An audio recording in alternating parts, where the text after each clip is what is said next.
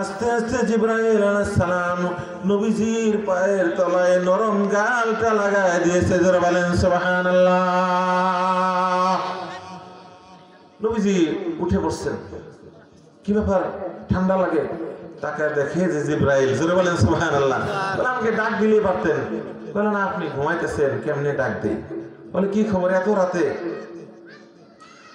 বলে আল্লাহ তাআলা পাঠাইছেন, তার বাড়িতে দাওয়াত দিচ্ছেন। জোরে বলেন না সুবহানাল্লাহ। আল্লাহর বাড়ি কোথায় বলেন? আরশে আজিম।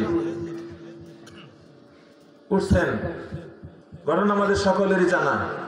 ওযু করছেন, নামাজ আদায় করছেন, এরপর রওনা হলেন। কিসে যাবেন?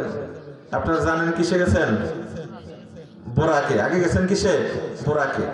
সিদরাতুল মুনতাহা পর্যন্ত বোরাকে। বোরাকে উঠবে, বাধা সেখানে, শুধু লড়াছাড়া করে, ছটফট করে বোরাক।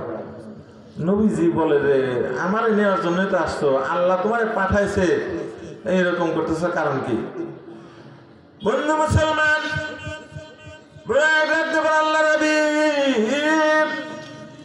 কিয়ামতের মাঠে আমার চাইতে অনেক সুন্দর সুন্দর সুন্দর সুন্দর লক্ষ লক্ষ কোটি কোটি বুরাক বাঁধা থাকবে। নবী গো, আজকের এই সফরে যেহেতু আপনি আমার পিঠে উঠবেন, আমার একটা অনুরোধ রাখতে হবে, সেদিন যেন আমাকে ভুলে অন্য কোনো বুরাকে না ওঠেন। জোরে বলেন না সুবহানাল্লাহ।